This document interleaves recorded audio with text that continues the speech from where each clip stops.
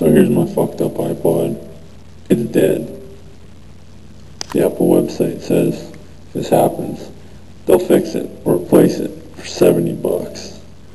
But I found a much quicker, easier, cheaper way of fixing it.